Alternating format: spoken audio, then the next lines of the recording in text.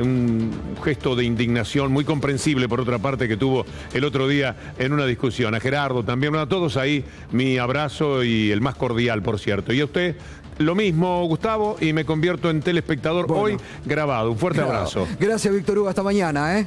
Chao. Señoras y señores, aquí comienza minuto 1 en la pantalla de C5N, después de Víctor Hugo, la realidad, lo que otros te ocultan, lo que otros no te muestran, aquí diariamente te lo mostramos para que estés bien informado de lo que ocurre en nuestro país. Un lujazo que nos damos hoy porque es gente querida, es gente respetada, es gente que hace un trabajo muy digno, y que también tienen derecho a opinar de la actualidad del país.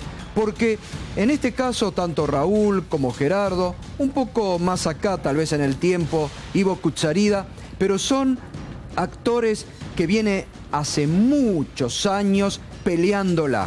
No nacieron ayer, ¿eh? No nacieron en los últimos 12 años.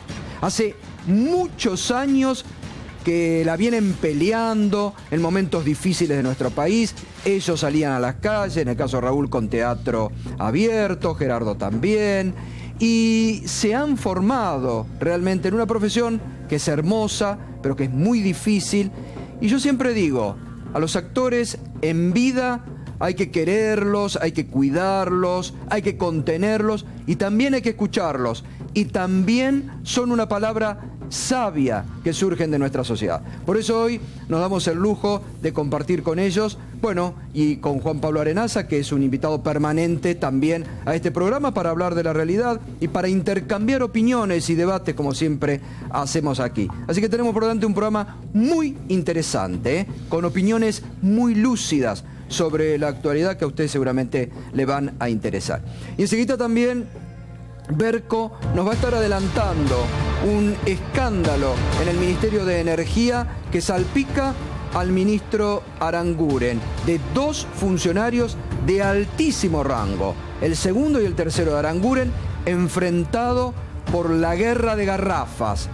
¿De qué se trata la guerra de las garrafas? La guerra de garrafas. Enseguidita Berco lo va a detallar. Adelantanos si querés algo, Berco. Buenas noches. Buenas noches. No es nada habitual, Gato, que en un ministerio, en los pasillos de un ministerio, se agarren a gritos dos funcionarios. Uno con rango de secretario de Estado, el otro con rango de subsecretario de Estado. Eso fue lo que pasó en las últimas horas entre estos dos hombres, José Luis Sureda y Pablo Popic. ¿Por qué se agarraron a los gritos? Porque Sureda, el superior en el rango, decidió desplazar a 6 funcionarios del área que vigila la distribución de garrafas en medio de un mar de sospechas de corrupción. Estos funcionarios en algunos casos eran técnicos de carrera, en otros casos designados ahora. La mayoría provenía de la época de Julio Miguel de Vido en el Ministerio de Planificación, pero a Popic Sureda lo acusó de haberlos protegido durante estos 10 meses de gestión macrista. Así que acusaciones cruzadas, gritos, insultos y en el medio corrupción y acusaciones de corrupción, ni más ni menos que en el ministerio más caliente de todos, el Ministerio de Energía. Muy bien, Berco. Enseguida vamos a desarrollar ese tema. Pero ya nos vamos a meter también de lleno en lo que ha provocado mucha indignación en un sector de la sociedad. Ayer lo estuvimos debatiendo aquí con el diputado de Cambiemos Cáceres y con Edgardo de Petri del Frente para la Victoria, que es este aumento de las dietas en los diputados que superan holgadamente los 100.000 pesos y en algunos casos 81.000 es lo que están ganando de bolsillo, pero con algunos temas de pasaje y otras cuestiones superan los 100.000 pesos, y que hoy, a instancias del bloque de izquierda, Miriam Bregman y Néstor Pitrola encabezaron, en la Cámara de Diputados se debatió este tema, porque ellos proponían rever este aumento en un momento, ayer lo veíamos y lo analizábamos aquí en este programa, de muchas suspensiones, de muchos despidos en distintas fábricas, del cierre de algunas fábricas en el interior del país, y entonces que la dirigencia política, que es la que tiene que dar soluciones, que nuestros gobernantes, como ya ocurrió hace un mes atrás, que tienen que dar soluciones, se aumenten los sueldos en una proporción desmedida a lo que fue la paritaria en la mayoría de los gremios, indigna.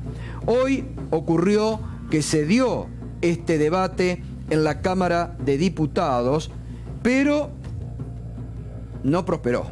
Lamentablemente no prosperó la derogación de este aumento, ¿no? Y sobre todo, no prosperó, vamos a ver, acá está el listado, tengo acá, son 5 hojitas, del listado de todos los... tengo el listado de todos los diputados la nominal, que votaron a favor. Claro. ¡Qué delicia! Claro. El resultado de la votación, en contra de rever el aumento en las dietas, 112 diputados. A favor de reverlo, 104. Faltaron 8 votos. Los votos del PRO, 41 votos del PRO en contra de rever la medida.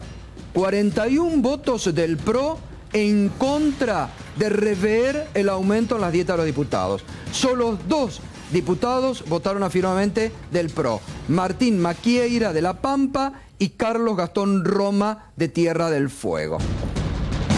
La Unión Cívica Radical y la Coalición Cívica de Elisa Carrió, 32 votos en contra de rever el aumento en la dieta de los diputados.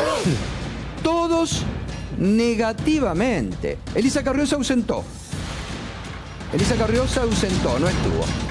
El Frente para la Victoria, 59 votos, todos contra el aumento de las dietas. El Frente Renovador de Massa, 16 votos, todos a favor de, en este caso, de rever el aumento. Solo uno fue por el aumento y el ex intendente de Tigre, Sergio Massa, estuvo ausente. El bloque justicialista, 15 votos, el que encabeza Diego Bocio, todos en contra de rever el aumento en las dietas. Llama la atención, ¿eh? Llama la atención. Bueno, Amadeo Eduardo votó en contra. Miguel Ángel Base del radicalismo votó en contra de rever. Diego Luis Bocio del PJ votó en contra de rever. Luis Beder Herrera, ex gobernador, una provincia como La Rioja, con los problemas que tiene, votó en contra de rever este aumento en las dietas. Luciano Laspina, que es el presidente de la Comisión de Presupuesto de Hacienda del bloque PRO, también en contra. Nicolás Massot, el presidente de la bancada de diputados del PRO, en contra. Mario Raúl Negri, radical de Córdoba, que es el presidente de la bancada, en contra de rever. Gualdo Ezequiel Wolf, un diputado del PRO que viene de la DAIA, votó en contra de rever. Hermes Wiener estuvo ausente. Elisa María Avelina Carrió, Lilita, estuvo ausente. Giustosi, ex intendente Almirante Brown, estuvo ausente. Y Sergio Tomás Massa estuvo ausente. Ahí veo que Labaña también ausente, Gato, pero vos sabés... Marco Labaña. Sí. Y Margarita Stolbizer también estuvo ausente. Que hubiera sido muy interesante que Margarita Stolbizer, que encara la lucha contra la corrupción y la transparencia, hoy hubiera estado presente. Margarita Stolbizer hubiera dado el debate ahí por el aumento de las dietas. Porque también, con las ausencias, ¿qué están indicando? ¿Qué están significando? Ahora, vos mostrabas que Massa estuvo ausente. El resto del bloque del Frente Renovador, decías, eso me lo perdí, ¿votó a favor de rever el incremento? El resto del bloque del Frente Renovador, Gato. Votaron a favor de rever. A favor de rever. O sea, la izquierda, el Frente para la Victoria, el Frente Renovador votaron. Y hay que decir que los 13 diputados de la izquierda, que son Nicolás del Caño, Miriam Bregman y y Néstor Pitrola votaron también a favor de la iniciativa que ellos habían presentado de rever esta dieta. Perdón, Gustavo, un detalle paradójico. Gerardo, buenas noches. Perdón, un detalle paradójico. Sí. Graciela Camaño votó a favor de rever, o sea, en contra del aumento, digamos. En contra del aumento, clara. sí. Y el doctor Ricardo Alfonsín, al revés, votó a favor del aumento. Sí. Yo supongo que todo el radicalismo, no nos olvidemos que la Alianza, la Unión Cívica Radical, cayó de la Rúa, el inepto de la Rúa, por un acto de corrupción en el Congreso de la Nación. Sí. Todo el radicalismo, históricamente, Ricardo Balbín, Crisólogo Larralde, Juan Carlos Pugliese, hasta el mismo Hipólito Yrigoyen, hasta Leandro Alem, todos deben estar estremeciéndose en la tumba de pensar que hay un diputado, hijo de un presidente, que vota a favor de tener una dieta de 147.000 pesos, cuando yo, por ejemplo, un jubilado profesional, cobro 5.200 pesos por mes. Y un policía o un maestro cobra poco más de 10.000 o si llega a los 10.000. Totalmente. Ahora seguimos, porque quiero ver esta contradicción. Porque reitero, todo el bloque de Cambiemos, salvo estos 2 diputados y la ausencia de Carrió, votó en contra de debatir y de rever el aumento. Todo el bloque de Cambiemos, incluida la coalición cívica de Elisa Carrió. Entonces aquí hay una contradicción muy grande. El PRO tuvo 41 votos en contra de rever el aumento, solo 2 votos afirmativos. Entonces aquí hay una contradicción muy grande entre lo que diariamente se dice de los que están a favor de la transparencia, en contra de la corrupción, de tener sueldos ajustados a la realidad, y después lo que se hace. Porque es la dirigencia política la que tiene que marcar el paso y la que tiene que dar ejemplos diariamente. Y esto lo quiero destacar. ¿Por qué digo que hay contradicciones? Fíjese lo que dijo hoy el presidente Macri, que es del PRO y de Cambiemos, sobre este tema. En cuanto al aumento de la dieta, espero que sea acorde al esfuerzo que estamos haciendo todos los argentinos en términos de entender el proceso, reconocer que hubo una inflación, que hay que hacer un ajuste para realmente ser medianamente equitativos, pero tampoco en este momento pasarse de largo. Es decir, que el bloque de Cambiemos no escuchó la palabra de su presidente, que es el presidente de todos, obviamente.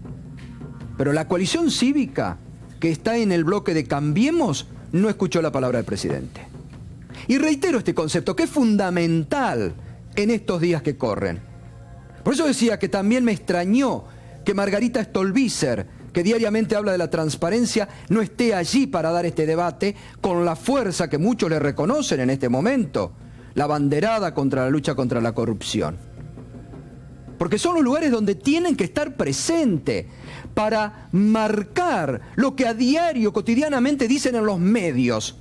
Porque después si no lo dicen en los medios. Pero ahí, que es el lugar de trabajo, ¿por qué no están sentados? Dan.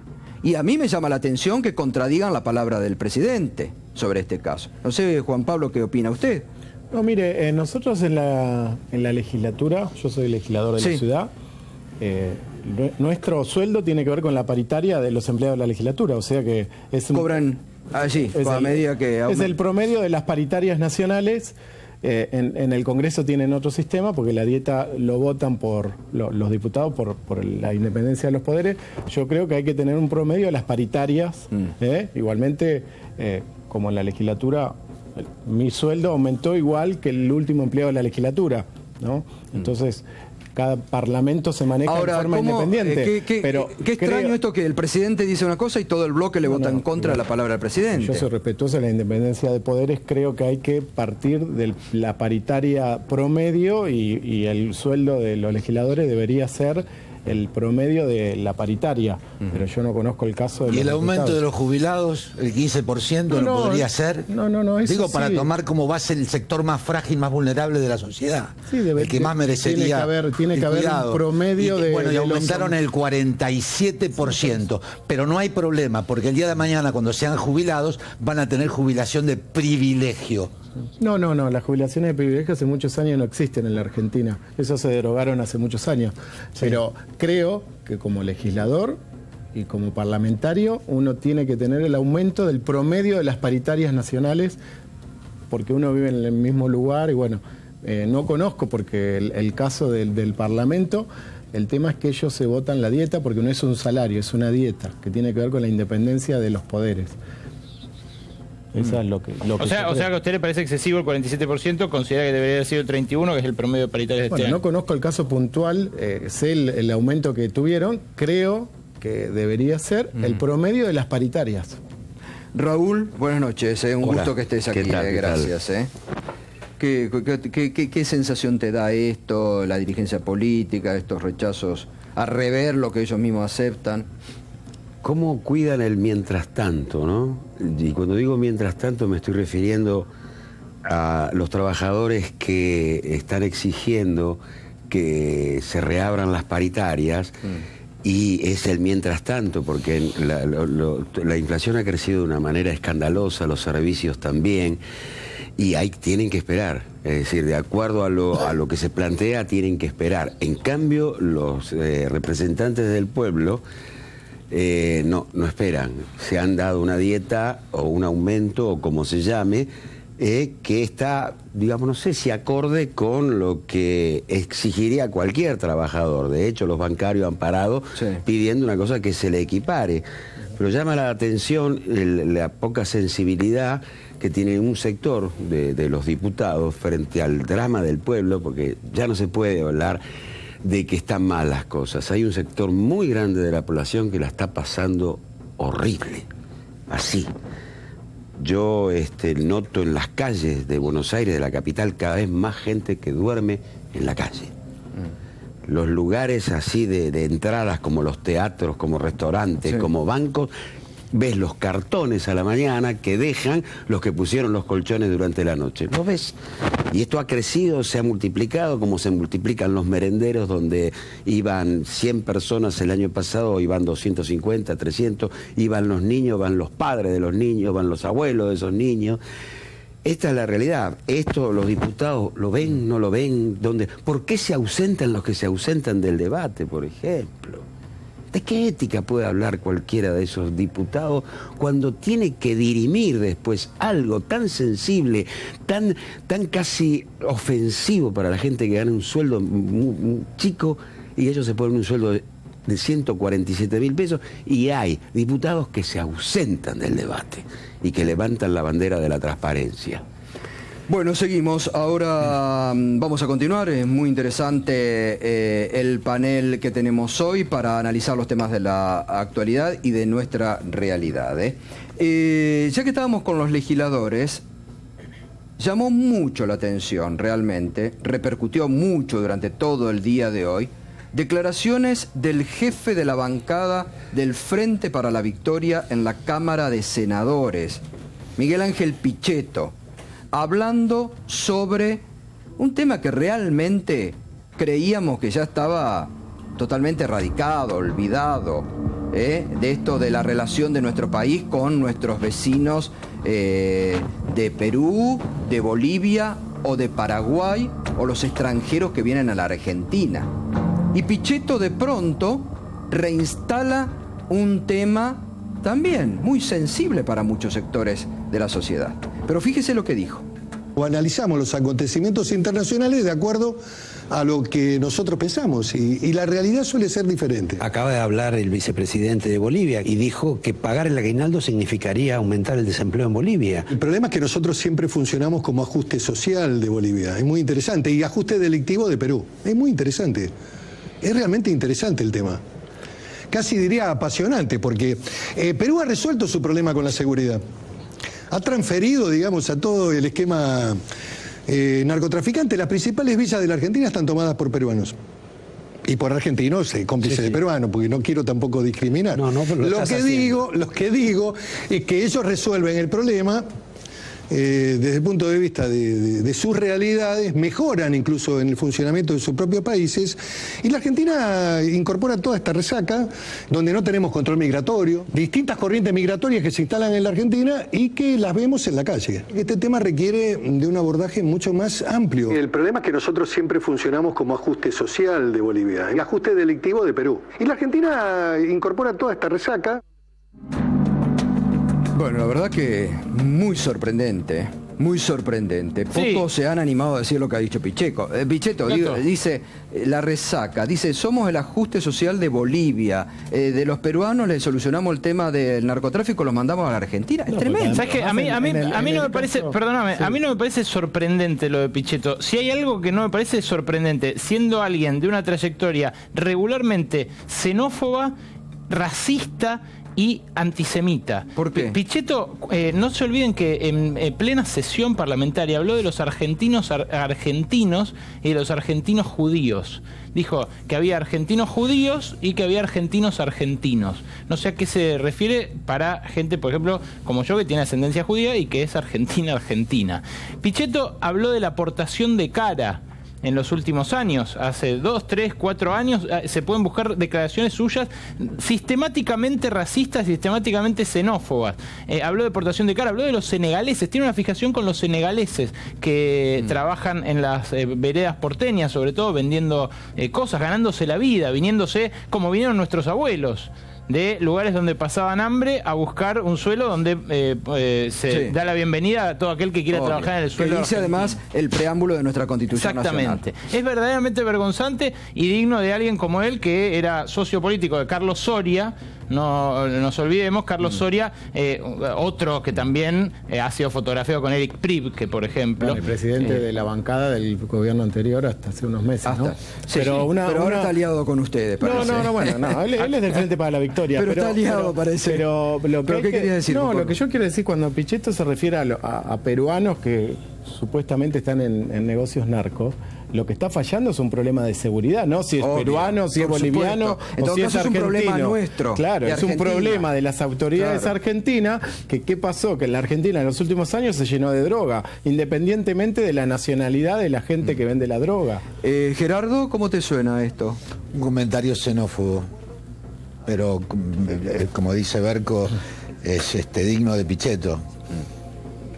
Ivo, vos que has tenido posiciones muy duras con el tema de seguridad y de estas... Sí, tuve una posición dura en un momento en el cual me pareció que había que decir algo con respecto a la inseguridad, porque era un tema que se negaba y obviamente quería distinguir lo que es robar de lo que es matar, ¿no? Es decir, si no metíamos preso, no castigábamos al que mata, directamente cerremos el kiosco y listo. Es decir, la justicia argentina creo que es la gran ausente en todos nuestros problemas, ¿no?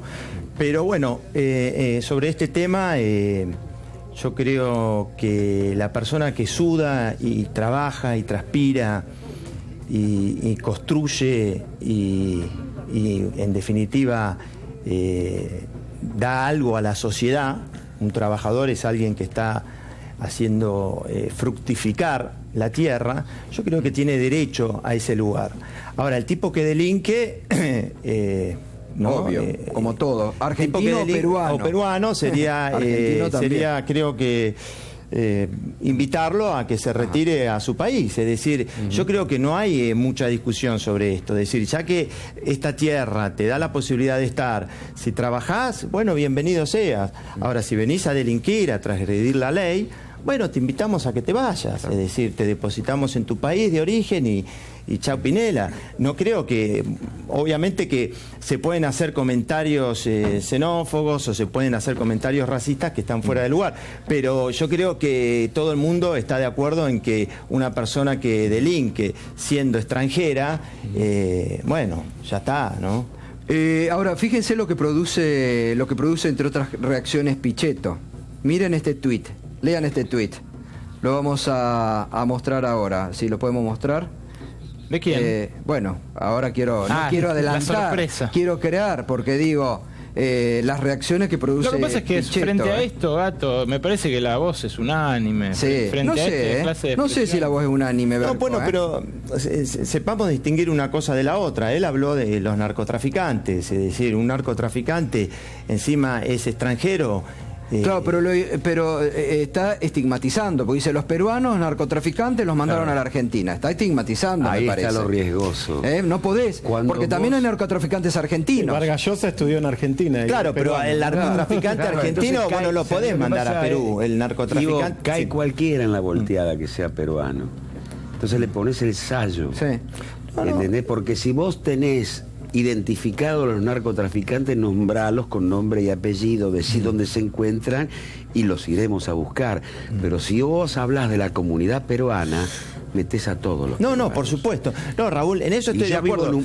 Yo te digo, vivo en un barrio muy cerca de un barrio como Liniers, donde hay mucho peruano y boliviano, y trabajan como bestias. Pero por supuesto, y para mí tienen derecho a pertenecer a la tierra donde trabajan. Yo en eso lo vi en Estados Unidos, lo que hacen los americanos con los mexicanos y en general con los latinos, y realmente me parece una injusticia. Ahora, la persona que delinque, ¿entendés? Bueno, ya está, es decir, tómatela. Es decir, diplomáticamente te digo, andate, a no ser que hayas cometido un crimen de sangre, entonces directamente te castigo acá en este lugar. El tema del riesgo, la estigmatización, el riesgo, recordemos que había un proyecto incluso creo que de la actual ministra de Seguridad, Patricia Bullrich, de hacer cárceles especiales justamente para peruanos o para bolivianos que delinquen. Acá está, miren quién habló hoy. Alejandro Biondini. ¿Le suena? ¿Te suena a ver con Alejandro Biondini? Bueno. Conocido nazi argentino. Bueno, dijo, primero la nata, ahora Pichetto. Tanto que fui perseguido y proscripto durante años por opiniones similares, hoy me siento un moderado. Alejandro Biondini. La nata fue en la editorial del domingo pasado, que se refirió a los estudiantes universitarios que vienen de Latinoamérica, de escuelas privadas, primarias y secundarias de su país de origen, que acá vienen, cursan la universidad gratuitamente y habló de algo que en general disiento con la nata, pero habló de algo que sería algo para revisar, que es un tratado, un arreglo de país a país, cómo se compensa esta situación, ¿no? Porque ahí en ese caso está desequilibrando, pero no tiene que ser referido exclusivamente a un estudiante extranjero, puede ser un estudiante nacional también. Claro, también. Bueno, ahora ya nos metemos con la realidad. Antes vamos con Berco, que nos va a presentar este escándalo que ocurrió en el Ministerio de Energía, que salpica al ministro Aranguren, que hemos denominado la guerra de garrafas. Berco. Es así, Gato, es un sector muy complicado. Desde hace por lo menos 15 años que se viene sospechando que en la asignación de los cupos de carga para las empresas fraccionadoras de garrafa y también de los puntos de carga, porque se distribuyen cupos de cantidad de gas que pueden fraccionar y a la vez se distribuye también dónde pueden cargar ese gas propano, que es el que se comprime en las garrafas, siempre hubo sospechas de corrupción. La verdad que en la época de Julio De Vido, por ejemplo, había inspectores de 20 y pico de años que ganaban 12.000 pesos, 10.000 pesos, 8.000 pesos y que llegaban con autos importados 0 kilómetros y los estacionaban en el Palacio de Hacienda para sorpresa de muchos otros funcionarios. Esto intentó removerlo en su momento Axel Kicillof cuando asumió como ministro de Economía, y la secretaria de Energía que puso en lugar de Daniel Cameron, que se llamó Mariana Matranga, y removieron a varios de ellos. Uno de ellos era Norberto Giuliano, el director de GNC, que venía desde hacía muchos años. Esa racia, ese intento de remover estructuras corruptas llegó hasta ahí porque en muchos casos hay protección sindical también para los corruptos, protección del gremio UPCN.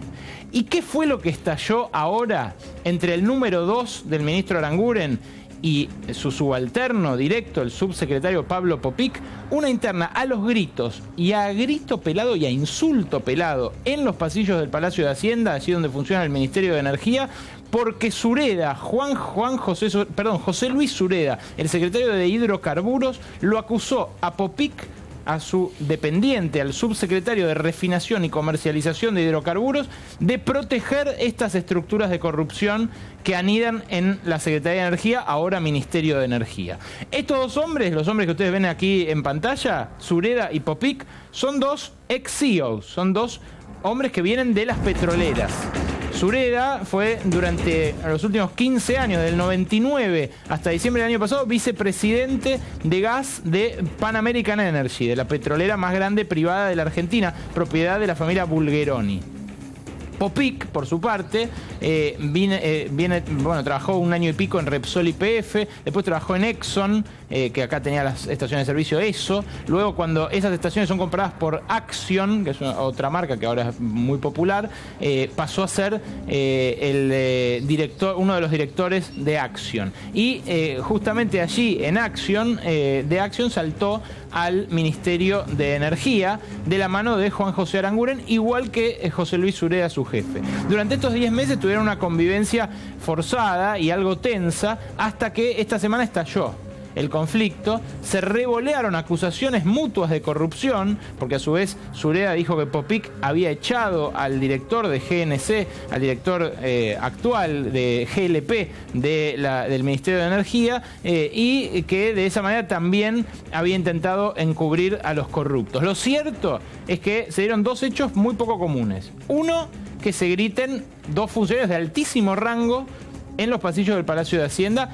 y que se insulten y se acusen mutuamente de corrupción. Luego esas acusaciones se trasladaron al gabinete energético de Juan José Aranguren, o sea, Aranguren, que ya está bastante en problemas en su imagen pública por el tarifazo y cómo lo llevó adelante, ahora también tiene un escándalo de corrupción. Y a eso se sucedió luego otro hecho muy raro, Gato, que es que hayan separado del cargo, previo a iniciación de sumario administrativo, a 8 técnicos, a 8 empleados de este área, de los cuales 6 eran funcionarios. ¿Qué dice el Ministerio de Energía? Nosotros iniciamos un sumario y estamos yendo contra los corruptos. Claro, como ministerio, ese es el discurso oficial. Claro, pero siguen estando. No, los separaron a estos 8 con un sumario administrativo. Pero lo curioso es que siguieron estando durante todos estos meses. Por eso. Todos estos meses siguieron estando, y la acusación que le hace el número 2 de Aranguren al subsecretario de Refinación y Comercialización es que los apañó durante todo este tiempo. Las garrafas, mientras tanto, siguen caras. Las garrafas, por eso. Y de la garrafa social ni hablemos, que es la que más necesitan los sectores más desposeídos en este momento. Garrafa social hoy no existe. Bueno, está arriba de 180 pesos una garrafa. De eso es de lo que se tienen que ocupar estos funcionarios y técnicos que ahora fueron desplazados por corruptos. ¿Qué es lo que pasa? Cuando una empresa fraccionadora coimea a uno de estos técnicos o inspectores, lo que hace es ganar una porción de mercado y mantener estos precios artificialmente altos. Por eso ahí es importante la regulación del Estado. Por ahí es importante que el Estado se mete, que promueva una garrafa social que hoy no existe. Con la firma de este subsecretario y de este secretario, se le sube o baja el pulgar a una empresa fraccionadora. Y lo que hubo en estos 10 meses es que algunas crecieron en detrimento de otras. Y eso es lo que también se está investigando allí en el gobierno, donde por supuesto crece la preocupación cada vez que un escándalo de corrupción estalla, luego de las promesas que hubo de cambiar en ese sentido. Bueno, muy bien. Gracias, Berco. Gracias. Raúl, ¿cómo estás viendo la realidad? ¿Qué sentís frente a lo que se vive hoy en la Argentina? ¿Cómo lo sentís? Yo me hago una pregunta y se la hago a mucha gente, que es una cosa muy simple, comparar el septiembre del año pasado y el septiembre de este año, el octubre o el noviembre. Yo en lo personal digo, estaba mejor. No digo que estaba en el mejor de los mundos, que se estaba mejor.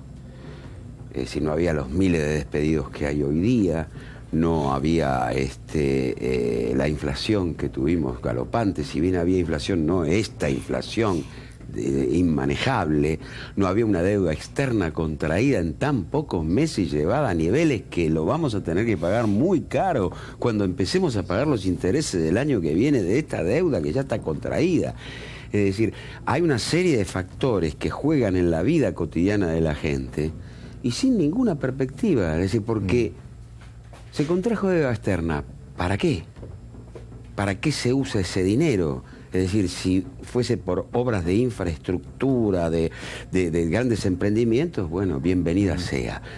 Se habla de la reactivación, a lo que yo lo pongo entre comillas, del sector exportador y de productor del campo, de los grandes productores del campo. En realidad están mejor, no es que están reactivados, están mejor ellos, pero no generan un puesto de trabajo, no generan valor agregado, porque cada vez vamos más a la cosa primaria. Nosotros exportamos. Hablabas el otro día de indignación, que había hechos a vos y de cinismo. Sí. Y de cinismo.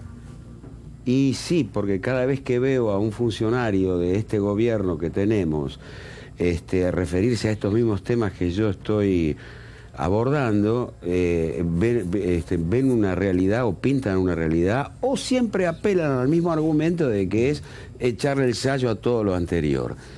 Y llevamos ya 11 meses, van a ser, donde se han puesto en marcha muchas políticas. Por ejemplo, en determinado momento, hablamos así un ratito de los diputados, se votó una ley antidespido.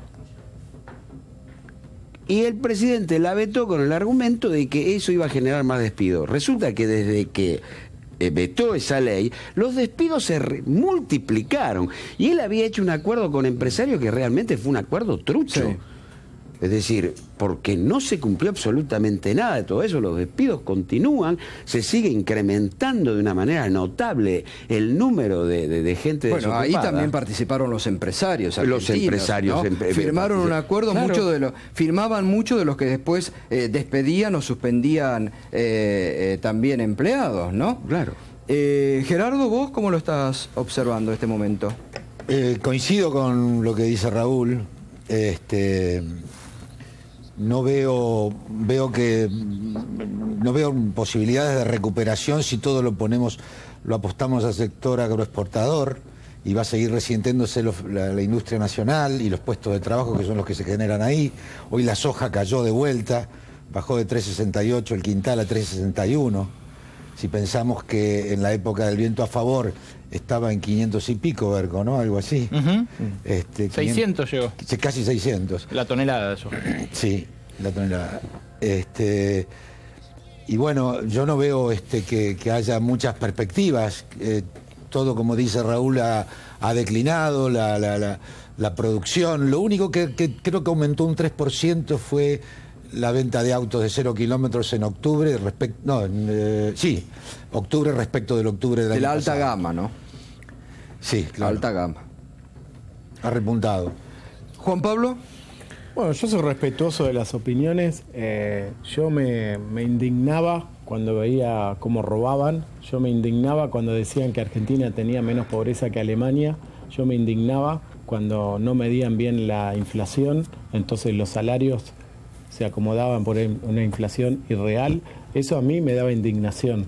Seguramente otros miraban para otro lado, no se daban cuenta y no se indignaban. A mí todo eso me indignó durante muchos años y yo trabajé para cambiarlo y trabajo todos los días para construir una Argentina diferente y una Argentina donde mucha gente tenga posibilidades, sin desconocer que porque yo no soy de los que cree que los gobiernos hacen todo mal o todo bien.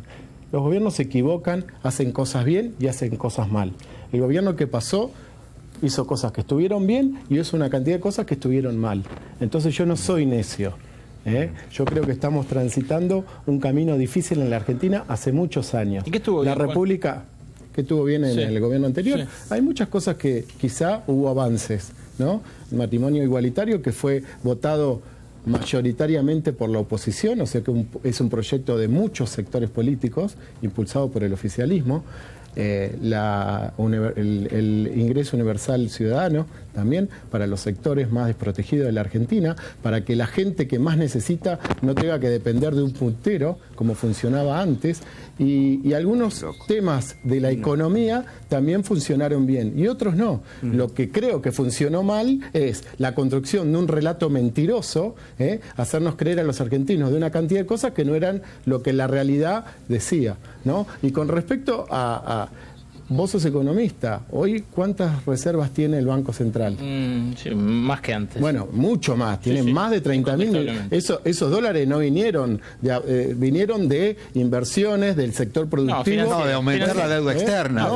Todo deuda. Todo deuda. Gerardo, Aumentado externa. casi, perdóname, Berco, no casi arriba de 30.000 millones de dólares. Gerardo, había todo lo que aumentó la deuda externa, déjame terminar, durante el gobierno militar, durante la dictadura genocida de Videla, aumentó de 4.700 millones de dólares que había deuda externa cuando se fue Isabel, cuando la sacaron Isabel, cuando entregó la Junta Militar.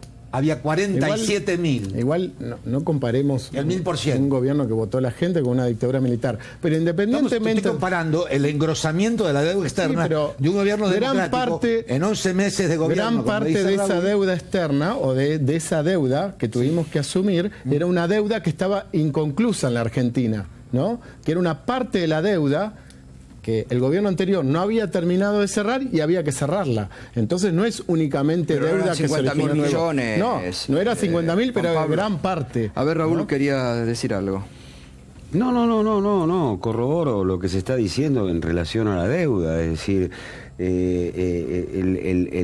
¿cuál es la perspectiva? Porque el segundo semestre iban a venir las inversiones y que eso que se hizo con los fondos buitres, de concederle todo lo que pedían los fondos buitres, iba a dar lugar a las inversiones. No vino ninguna inversión, ni perspectivas hay de que vengan inversiones. Bueno, porque ¿dónde están? ¿Dónde está? Había un plan, gente que tiene una mirada diferente.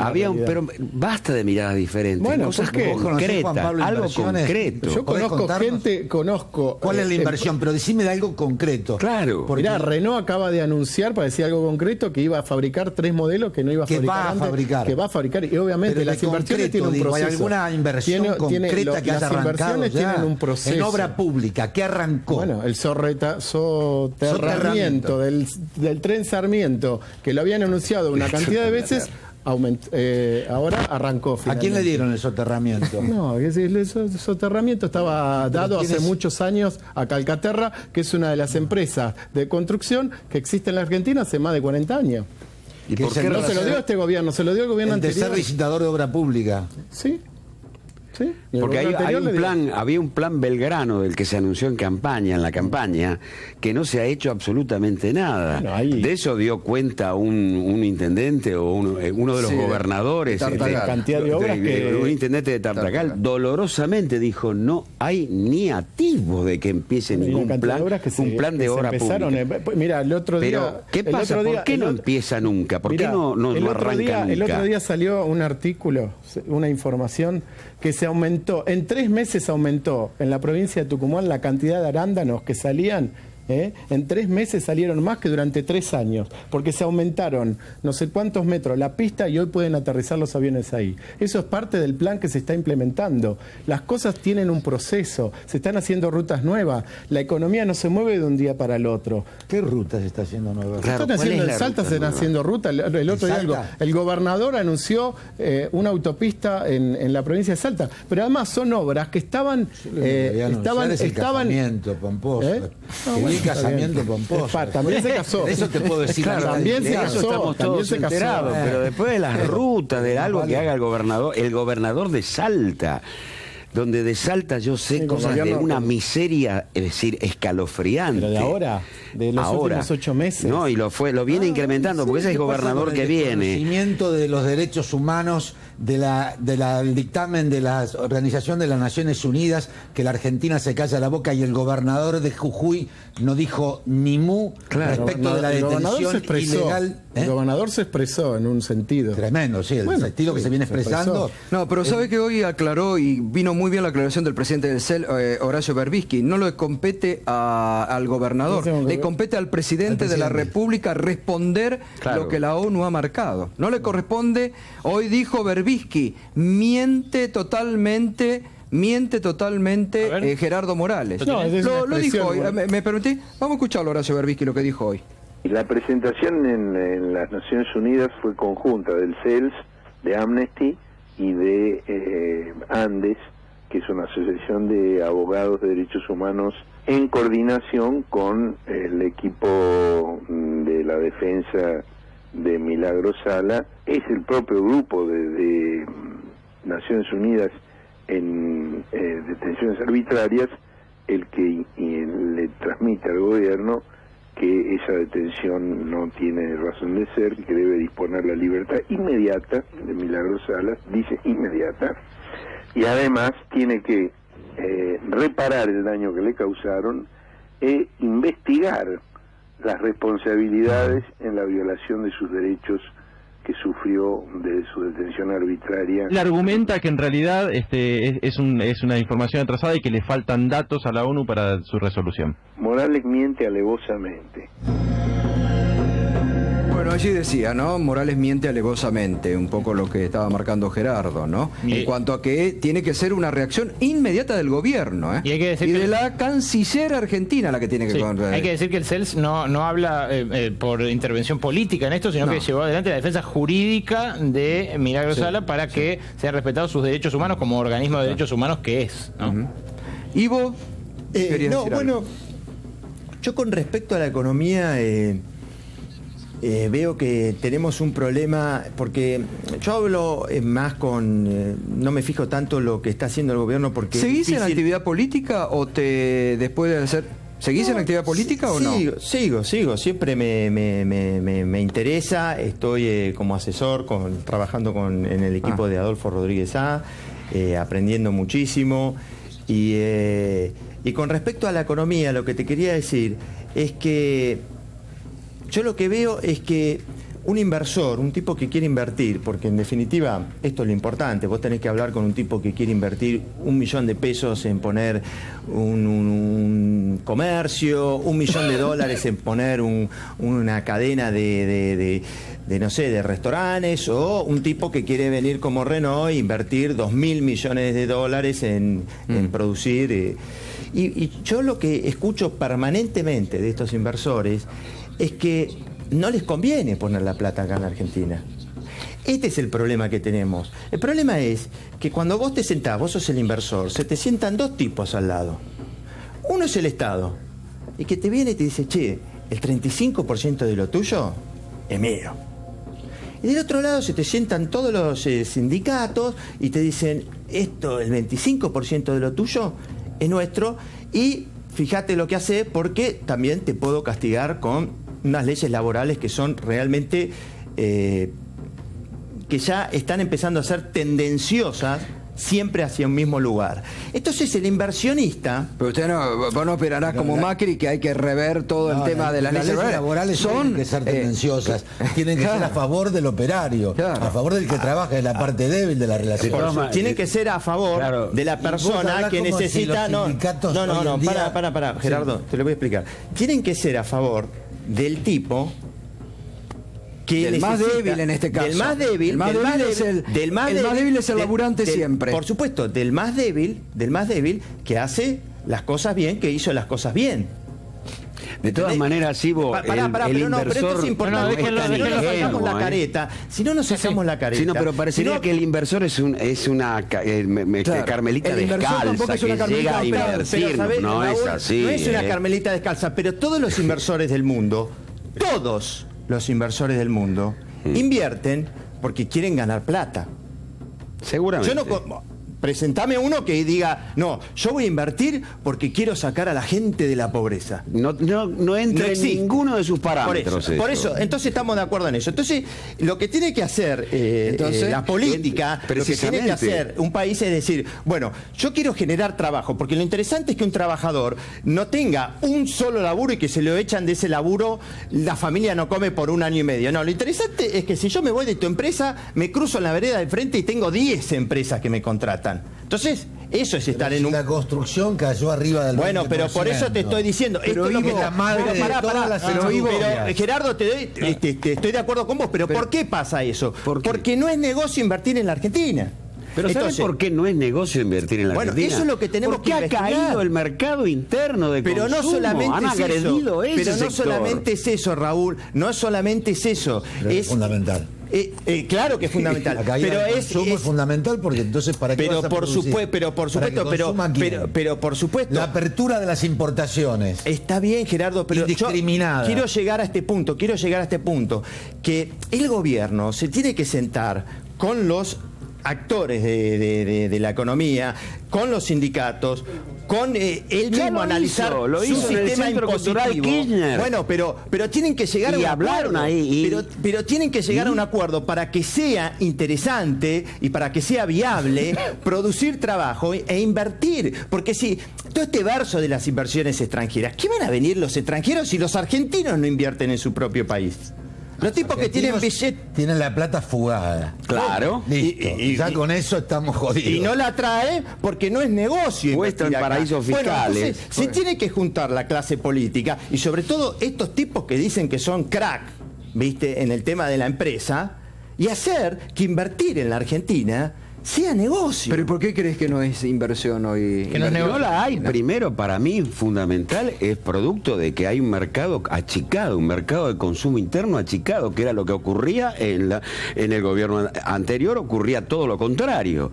Es decir, el consumo estaba. Sin embargo, la inversión también era baja en los últimos 4 años. Desde 2011 que la tasa de inversión en Argentina no se recupera.